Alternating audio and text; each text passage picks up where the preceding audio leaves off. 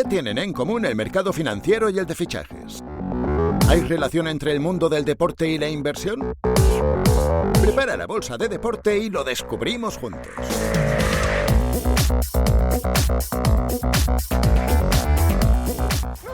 de media! ¿Pero cómo que 99 de media? ¿Pero cómo que...? ¿Pero qué curto es ese? ¡Que tiene 99, por favor! Mario, tranquilo, que soy yo, Thibaut. Espera, ¿cómo que tranquilo? Pero, ¿me está hablando una carta del FIFA? No, soy yo quien te habla y tengo algo que decirte. Pero, a ver, Thibaut, cuéntame, pero a mí me va a dar algo, ¿eh? He venido a decirte que soy Dux. ¿Cómo que eres Dux? Sí, Mario, que soy Dux como tú. Pero, Dux. Que sí, DJ Dux, que Thibaut Courtois va a formar parte de Dux. ¡Vamos, Thibaut! ¡Vaya fichajazo, chaval! Hola, bienvenidos a un nuevo episodio de La Bolsa de Deporte. Soy Luis García, gestor de inversiones en Mapfre AM. Seguimos con estas conversaciones en las que mezclamos las finanzas, la inversión y el deporte. Hoy hacemos además nuestra primera entrada en el mundo del deporte virtual, para hablar con alguien realmente único, Xavi Robles, el cofundador y director general de Viz Agency, la principal agencia de representación de creadores de contenido de habla hispana, y fundador también del equipo Dux Gaming. Licenciado en Comunicación Audiovisual por la Universidad Pompeu Fabra de Barcelona, nuestro invitado de hoy ha sido y es un auténtico visionario en la industria de los videojuegos y de la generación del contenido. Esto le ha llevado en los últimos años a abrir algunos caminos que antes no se habían explorado, convirtiendo, por ejemplo, a Dux en el primer club de gaming que adquiere un equipo de fútbol tradicional. Xavi, muchas gracias por aceptar la invitación y bienvenido a La Bolsa de Deporte. ¿Qué tal, Luis? Pues encantado de estar aquí. Muchas gracias. Como te decía ahora fuera de antena, la verdad es que tenía muchas ganas de hablar contigo. Este va a ser un capítulo un poco especial porque nos salimos del invitado habitual que tenemos en este podcast. Así que con muchas ganas, pues creo que va a quedar una cosa muy entretenida. Pues oye, te he hecho ya una pequeña introducción, pero seguro que me he quedado muy corto porque para hablar de todo lo que has hecho necesitaríamos no el podcast entero, sino varios podcasts. Lo primero que te tengo que pedir es que nos cuentes tú un poquito tu historia.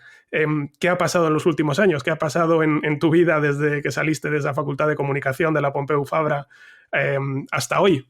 Ya digo, en grandes líneas, porque han sido muchas cosas, pero ¿cómo contarías tú tu historia? Pues mira, efectivamente salí de comunicación audiovisual de ahí de Barcelona, de la Pompeu Fabra. Iba muy enfocado yo al cine al principio, porque siempre el audiovisual y la carrera, el ambiente en el que me movía, pues me llevaba a ello. Pero en paralelo estaba haciendo una web de videojuegos que se llama, sigue activa, anightgames.com. Y de ahí pues seguí creciendo en este sector de los videojuegos, pues encargándome después de Eurogamer, que es una licencia internacional que llevamos nosotros la parte de España. Y con Eurogamer, pues al principio era un negocio tradicional puro y duro de gestión de webs, de venta de publicidad, más tradicional, y vino YouTube. Y cuando vino YouTube nos lanzamos a hacer un canal de videojuegos y el gran reto fue adaptar el lenguaje de la prensa tradicional, que hacíamos pues crónicas, noticias, análisis, al entorno este más desenfadado y joven que es YouTube, ¿no? Y creo que dimos con la tecla y acertamos con el tono y al final el canal de YouTube de Eurogamer pues ya tiene casi 2 millones de seguidores y funciona muy bien. Y ahí me sentía muy cómodo y me sentía tan cómodo que empecé a conocer y a relacionarme y ayudar, y ellos me ayudaban con algunos de los grandes creadores de contenido como son Willy Rex o Alexby, Mangel, Vegeta, Rubius. Y en ese entonces, pues ellos vivían en un sector que era muy incipiente y que no estaba nada profesionalizado. Las marcas no sabían lo que era un influencer, ni qué implicaciones tenía trabajar con ellos, y ellos no tenían, digamos, la capacidad de llegar al mercado y gestionar, pues, temas más de negocio. Y les ofrecimos, junto con mi actual socio Jordi Torras, pues el ser sus representantes. De hecho, fue casi una petición suya y, bueno, montamos Viz, que es pues hoy en día la agencia de creadores de contenido hispanohablantes más grande del mundo.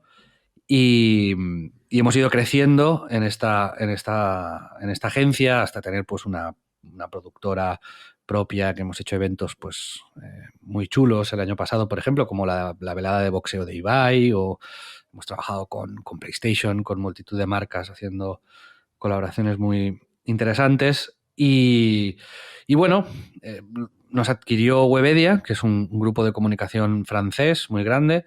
Llevamos ya 4 o 5 años con ellos. Y en este proceso, pues también con mi socio Jordi Torras creamos un equipo que empezó siendo casi un proyecto personal, un hobby, porque yo juego mucho a FIFA, ¿no? El videojuego, y digamos que quería darle un poco de nuestro toque a eso que tanto me apasiona, y se ha acabado convirtiendo en un mastodonte, la verdad. Ahora es un equipo de eSports, un equipo de fútbol masculino, un equipo de fútbol femenino, y lo último es que hemos comprado una franquicia de la NBA virtual, pero pues vamos a jugar contra los Lakers y los Bulls y los Celtics y todo esto, y bueno, pues la verdad es que es muy chulo. Es increíble. Bueno, claro, hasta ahora la gente se estaría preguntando ¿y qué hace Xavi Robles en la bolsa de deporte? Pero ya con este último minuto muchos lo habrán entendido, ¿no? Y es esa incursión en el mundo de los eSports, también del deporte tradicional, del fútbol tradicional, del fútbol femenino, con el Logroño. ¿Cómo has contado que, bueno, sois los primeros en dar el paso al revés, ¿no? Lo normal es que los equipos de fútbol tradicional tengan o creen sus equipos de eSports, y vosotros habéis sido los primeros, bajo ese lema del Club Infinito, que habéis dado el paso al revés, lo cual a mí me parece apasionante y una idea que además tiene mucho sentido. ¿En qué momento llega? ¿Cuándo decidís dar ese paso de comprar primero el Internacional de Madrid y luego después plantearos hacer más cosas? ¿Y a dónde queréis llegar? ¿Cuál es vuestro objetivo? Pues mira, nuestra reflexión ahí, o sea, lo que queremos al final es conseguir tener aficionados y socios y gente que siga el equipo y que sienta los colores, ¿no? Cuando creas un club, pues esto es tu máxima aspiración, poder llenar un estadio de gente que siente el escudo, ¿no? Pero la mayoría de clubes más seguidos pues se fundaron hace más de 100 años y están ligados a una ciudad, ¿no? Yo qué sé, pues normalmente es alguien del Sporting de Gijón, es de Gijón. Uh-huh. Y también pues hay una historia de éxitos y de derrotas compartidas, ¿no? Has ido al campo con tu abuelo, o, bueno, pues cosas que te ligan emocionalmente a un equipo durante muchos años. Entonces, ¿qué pasa cuando fundas un club en el 2020? Pues no tomarás las mismas decisiones seguramente que se tomaron en 1890, ¿no? Lo atas a una ciudad, haces que el club viva en un sitio, o lo haces universal y global y aprovechando las herramientas pues de las redes sociales y las nuevas plataformas de creación de contenido y tal. Y no digo que haya una respuesta adecuada, ¿eh? O sea, el hecho de anclarte a una ciudad me parece una estrategia muy buena y muy válida. Uh-huh. Y luego la otra es cómo haces que la gente se identifique con tu equipo. Entonces, pues por esto hacemos este tipo de movimientos también, ¿no? Porque queremos, algunas de las respuestas a estas preguntas que planteo son, por ejemplo, mediante la disrupción, ¿no? Cuando tú haces movimientos disruptivos y, por ejemplo, es un equipo de eSports compra o participa en un equipo de fútbol masculino, de fútbol femenino, entra en la NBA y al final pones al mismo nivel el deporte real y el deporte virtual, pues eso llama la atención y eso hace que mucha gente se pregunte quién hay detrás, qué está pasando, quiero formar parte de esto, quiero ver qué está pasando. Pues este es uno de los motivos, ¿no? El otro es porque al final nosotros solo hablamos de deporte en Dux y hacemos no solo competición, sino también contenido. Tenemos un canal de YouTube que va súper bien. De hecho, hay una compañía que hace listas de los canales de YouTube y de TikTok y tal más vistos, y Dux está en el top 5 y ahí están los equipos de fútbol tradicional y los equipos de eSports, todos cuentan, ¿no? Están uh-huh. solamente por encima nuestro el Barça y el Madrid. Entonces, pues también cuantos más activos tienes, más oportunidades tienes de hacer contenido, de aprender, de interconectarlos, y eso es otro de los motivos. Y el último, al final, es que un espectador de Dux, un fan de Dux, un seguidor de Dux, pueda disfrutar y vivir del deporte en todas sus formas en cualquier momento del día, ¿no? Que tú un sábado por la mañana veas un partido del Dux Inter, después te mires los torneos de las finales europeas del FIFA, luego veas un partido del Logroño, luego un tutorial del Fórmula 1 virtual y generar ese ecosistema de contenido es una de nuestras aspiraciones y es uno de los motivos por los que estamos haciendo todo esto. Decías antes que esto, claro, llama la atención, hay mucha gente que quiere ver quién hay detrás y mucha gente que quiere sumarse. Entre los que han querido sumarse, por ejemplo, como inversores al Dux Internacional de Madrid, Thibaut Courtois, Borja Iglesias, DJ Mario. ¿Cómo fue el proceso de convencerles? Bueno, con Borja, que pasó por aquí, que contó la historia de cómo os conocisteis, pues él ya dijo que era algo muy, muy natural y que casi fue él el que dijo, ¿no? Xavi, yo quiero hacer algo con vosotros, y que empezasteis a hablar y al final surgió esta idea de que entraran como inversores. ¿Cómo fueron esos primeros contactos, el comentar las ideas con ellos, y cómo es su participación a día de hoy? Pues con Borja sí que es verdad que la historia es muy graciosa cuando nos conocimos, porque yo hice un vídeo cuando estaba en Eurogamer sobre el Football Manager, que es un juego de estos de gestión tipo PC Fútbol, y yo llevaba el Celta y era el entrenador del Celta. Y Borja Iglesias jugaba en el Celta B en ese momento y no paraba de venirme todos los días. Yo, pues ahí haces el rol de eso, ¿no? De entrenador, manager, tal. Y a pedir nuevos contratos y a no sé qué y tal, y no sé cuántos. Y yo no conocía a Borja Iglesias en ese momento. Y yo, qué pesado el tío este, qué pesado. Y al final le di la carta de libertad y lo eché. Y dije, vete ya, no me des más la turra. Y entonces él era suscriptor de Eurogamer, lo vio y me puso en Twitter, ya veo ya cómo tratáis a los suscriptores, ¿eh? Y yo, hostia, tal, ya me informé y dije, aquí la he liado un poco. Y luego ya lo refiché, le pagué una ficha, vamos, de estas de crack mundial y se convirtió en el ariete definitivo. Pero bueno, y a partir de ahí pues hicimos amistad y ya cuando venía con el Celta a jugar aquí, pues me daba alguna entradita para ver el partido, ya íbamos quedando. Cuando vino el Español, yo estoy en Barcelona, pues también quedamos. Y con Borja fue pues muy natural. Al final es también un poco lo que ha pasado con Thibaut o con DJ Mario, que les contamos el proyecto, les explicamos cuáles son nuestras ideas, cuál es nuestra trayectoria y dónde queremos llegar. Y al final son gente que disfrutan del deporte y que también disfrutan de hacer cosas distintas. Son gamers, son deportistas y lo ven como algo también que encaja en su día a día y que les aporta cosas, que les divierte. Y así ha sido. Empezamos con una relación pues así más como inversores y al final hemos acabado trabajando juntos y nos comunicamos constantemente, ellos aportan ideas, nos ayudan en todo lo que pueden y nosotros hacemos lo mismo. Y es una relación de estas de socios que aportan valor, que son al final los mejores socios, ¿no? Los que cuando necesitas algo te ayudan y al revés. Un fuera de serie, Borja, supongo que Sí, quizá nos escuche, así que vamos, le mandamos un abrazo enorme. Claro, yo la pregunta que te iba a hacer en relación a esto, que es, has ido teniendo contacto con muchos deportistas a los que le llama mucho la atención el mundo de los eSports y también las sinergias o los nexos de unión entre el deporte más tradicional y estas nuevas formas. Te voy a hacer un poquito que hagamos o te voy a pedir un poco que hagamos de fantasy. Si tuvieras que llevarte contigo a algunos futbolistas o a algunos jugadores de baloncesto o deportistas de otro deporte para hacer tu equipo para jugar un partido de FIFA o de NBA que te representaran, bueno, entiendo que Borja quizá estaría, pero ¿a quién más te llevarías? Hombre, a Borja y a Tibo, sin duda. Por supuesto. Y luego, a ver, yo soy culé, con lo cual Risto Stoikov estaría ahí seguro. Iba a ser divertido eso. Sí. Risto, un máquina. Hay que ir con cuidado, supongo, también, de no enfadarle mucho. Pero claro, en el Barça, a Xavi, a Iniesta, a Guardiola también lo tendría por ahí. Y luego, hombre, en el mundo del baloncesto también, pues los Gasol, me gustaría mucho trabajar con ellos. Son gente que admiro mucho, que creo que han tenido una carrera exitosísima en la NBA. con Rudy, curiosamente. Esto es una anécdota que creo que no he contado nunca.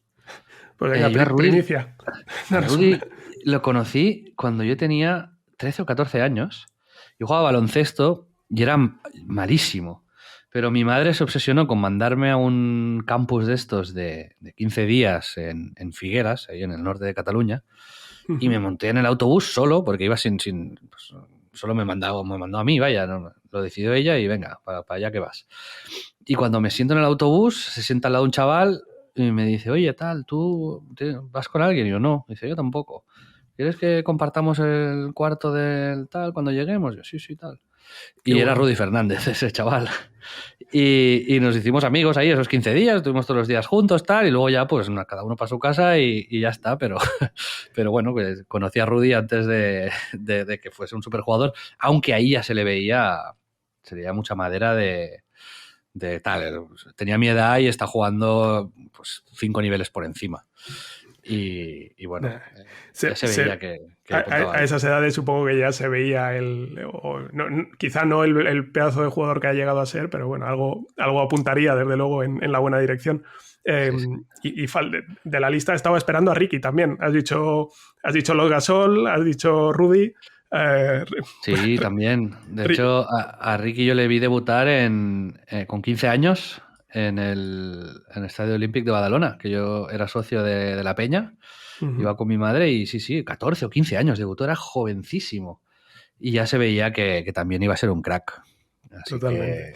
que Y, también, sí. Y si hacemos el ejercicio al revés, porque hemos dicho deportistas que nos llevaríamos a jugar un partido de FIFA o de NBA, pero al revés, creadores de contenido que te llevarías para jugar una pachanga al fútbol o al baloncesto y les pondrías en tu equipo, ¿quién apunta maneras?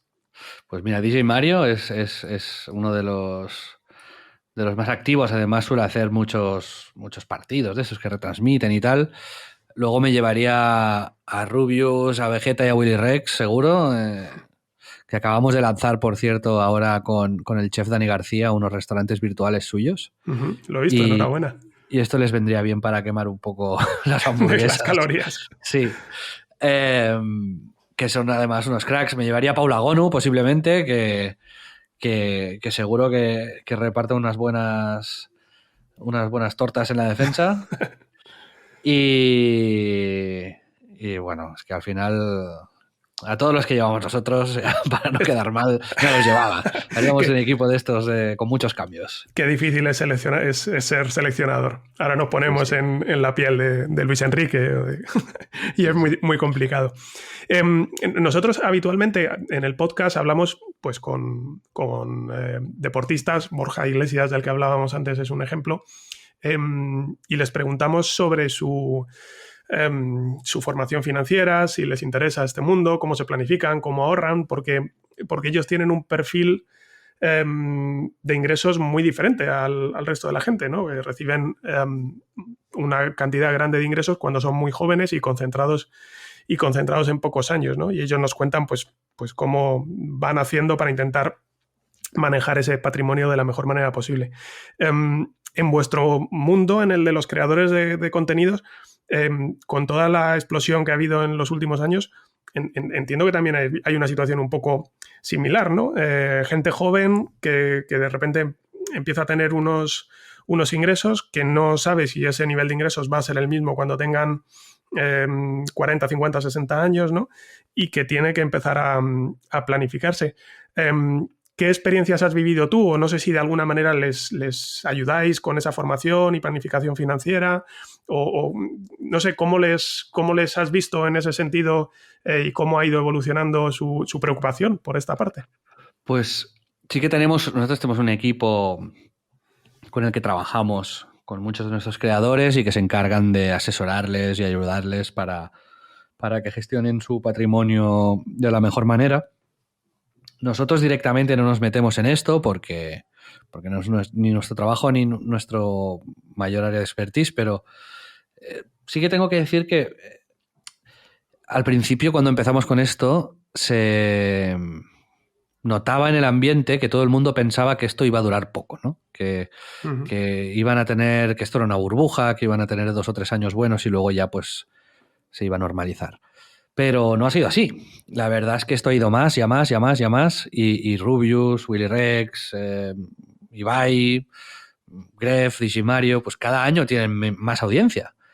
Y no parece que se vaya a quedar una carrera corta, sino que las audiencias con las que empezaron también se han ido haciendo mayores con ellos y les siguen todavía y les gusta crecer con ellos, ¿no? Además, se enganchan nuevas audiencias y esto está creciendo exponencialmente. Con lo cual, todo apunta a que no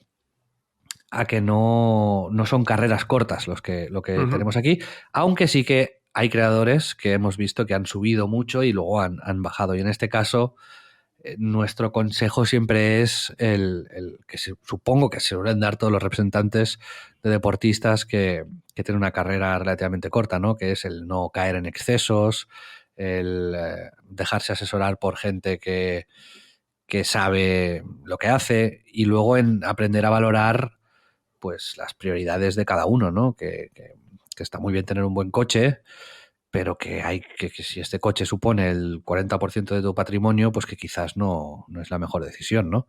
Y al final son soberanos de su dinero y hacen lo que quieren, pero sí que intentamos como representantes el hablar con ellos y si nos piden opinión o si vemos que algo no gira bien, pues comentárselo. Nosotros, Xavi, para que la gente lo sepa, hoy es el primer día que hablamos, digamos, o que nos conocemos más en detalle, pero llevamos ya un tiempo siguiéndonos en redes sociales o estando en contacto en redes sociales. No sé si a ti en concreto te interesa este mundo de la bolsa, te interesa el mundo de la inversión o no, es algo que yo entiendo que bueno, por tu carácter empresarial y ese instinto que has tenido siempre para montar cosas, para mirar los números y tal, entiendo que lo has tenido siempre muy cerca esta parte, ¿no? Sí, pero te tengo que decir que me ha empezado a interesar hace relativamente poco. Un muy buen amigo mío que es Jaume Laoz, que es uno de los dos fundadores de Topes de Gama, que es uno de los canales tecnológicos más importantes de España. Compartimos oficina durante mucho tiempo y nos hicimos muy amigos. Y él sí que está muy metido en todo esto y él fue el que me introdujo un poco en pues este interés. Siempre he sido yo más de construir cosas y de intentar pues eso, levantar proyectos que me aporten también además satisfacción personal y no me siento demasiado cómodo con la incertidumbre y la espera que me supone la inversión, ¿sabes? Pero he llegado a entender con el tiempo que es necesario pues por lo menos estar informado, saber y diversificar también tus dineros. Así que sí, en los últimos años tal, pero también he llegado a la conclusión de que nada es cierto, de que todo cambia y de que por más que leas y por más que copies y por más que tal, pues mira, hace poco yo tenía tanto y ahora tengo un 25% menos y a lo mejor dentro de 6 meses tengo un 15% más, yo qué sé. Y esta incertidumbre a mí no me gusta. Entonces, cuando los proyectos me anclan un poco a la realidad. Pues eso es importante y creo que es una reflexión muy interesante porque probablemente la primera cosa que uno tiene que hacer a la hora de invertir, y más invertir en bolsa, que como decías es muy volátil, es conocerse a uno mismo, ¿no? Y saber si bueno, no pasa nada porque uno no sea paciente, pues igual la bolsa no es el lugar en el que hay que estar y lo que tú dices, hay que invertir en otras cosas, o igual esa paciencia, pues como te está pasando a ti, se puede ir desarrollando poco a poco y entrenando y como decías, ¿no? Cada vez que lees más, te enteras más, pues cuando uno va aumentando el nivel de conocimiento sobre los mercados financieros, sobre las empresas en las que invierte, pues de manera natural pues esa paciencia se va alargando, ¿no? y se va fortaleciendo. En este ámbito, dentro de todos estos deportistas con los que trabajáis o habéis trabajado y de los creadores de contenidos, ¿hay alguno que sea especialmente bueno, que le interese especialmente la inversión Sí, o el mundo empresarial, ¿a quién le dejarías tú 1.000 euros para que te los invirtiera o montara algo? De manera inequívoca y radical a Willy Rex. Es, no ya porque el tío siempre esté con sus movidas, ahora está muy metido en NFTs, cripto, blockchain, pero independientemente de esto, es un tío que tiene un espíritu empresarial y una visión y un olfato que yo no he visto nunca en otra gente. Y sin duda, vamos, y Willy les dejo estos 1.000 euros hoy y dentro de un año pues ya me jubilo, ¿eh? Te lo digo. El tío es un crack. Pues lo apuntamos y ojalá se anime algún día a Claro. pasar por aquí también y contar su historia y lo que le gusta y cómo lo hace. Pues sí, sería... seguro, él se apunta a un bombardeo. Pero sí, al final yo estoy en la búsqueda constante de también yo necesito a alguien, o sea, no he encontrado a la persona o el grupo o la gente con la que me sienta cómoda para delegar esta parte, ¿sabes? Y de momento lo estoy haciendo yo. Y a lo mejor cambia las tornas y es Willy esa persona, ¿sabes? La que se encarga de llevarlo todo y yo paso de ser su representante a que me represente él en esto.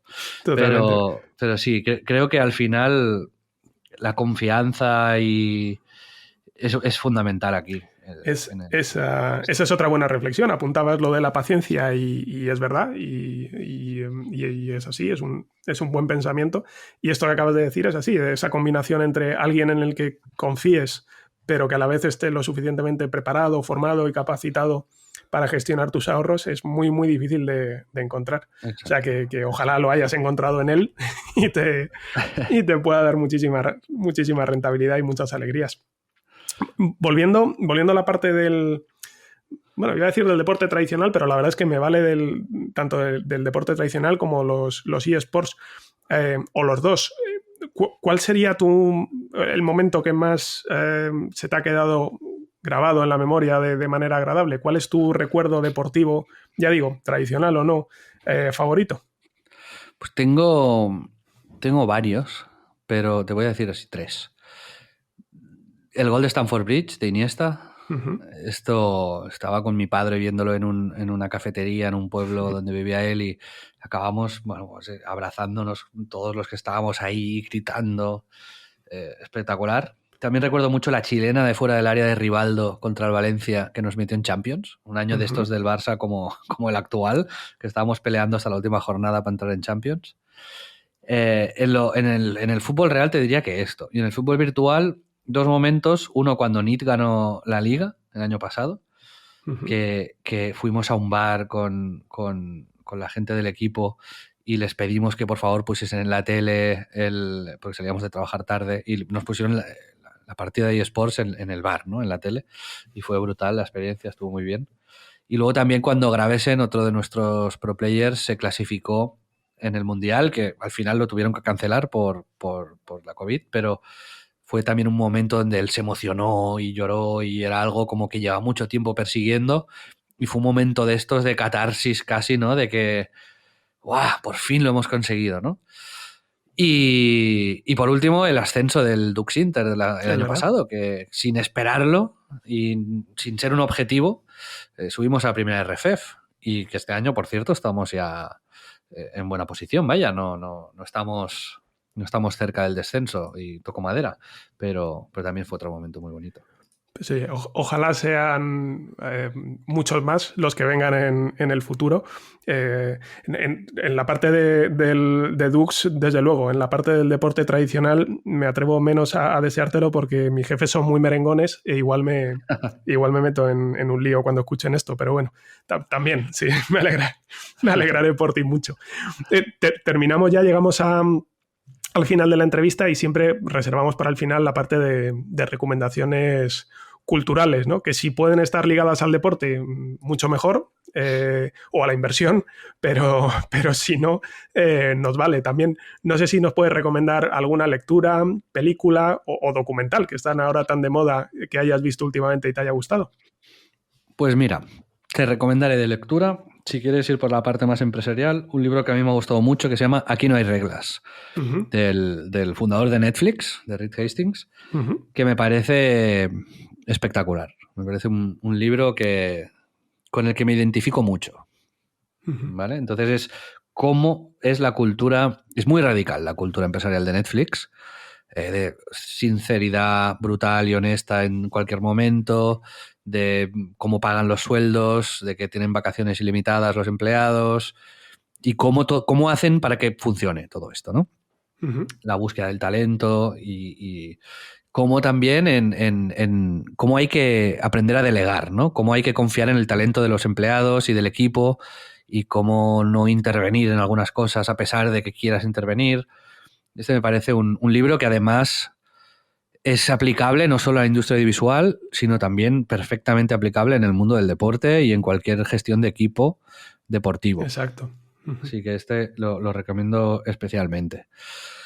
Y después, mira, sobre documentales, lo que voy a recomendar es no tanto un documental específico, sino un servicio que se llama Guide Doc, que lo lleva y lo fundó mi buen amigo Víctor Correal, que es una especie de Netflix, pero de documentales. Entonces, no lo conoce tanta gente, pero va muy bien esta empresa y es fabulosa. Y tienes ahí un sinfín de documentales, porque se hacen muchos documentales y no tienen sitio donde proyectarse, ¿no? Porque al final un Netflix, un HBO compran documentales pues muy potentes o producen. Y en Guide Doc hay auténticas joyas que relatan historias estupendas. Así que yo creo que a más de uno esto es algo que será una sorpresa muy agradable descubrir Guide Doc. Pues nos apuntamos las dos recomendaciones y yo lo miraré. Ahora cuando cortemos le echaré un vistazo y al libro le tenía echado el ojo, así que súper recomendable. Lo reforzaré también. Pues oye, ese había sido un verdadero placer. Llevamos ahora mismo 30 minutos clavados, se nota que eres un profesional de esto y hemos hecho el tiempo bueno para los podcasts y a mí se me ha pasado como si en vez de 30 fueran 3, así que te lo agradezco muchísimo y ha sido un verdadero placer. Lo mismo te digo, me lo paso muy bien y cualquier cosa que necesitéis, pues aquí me tenéis. Un abrazo muy fuerte. Un abrazo.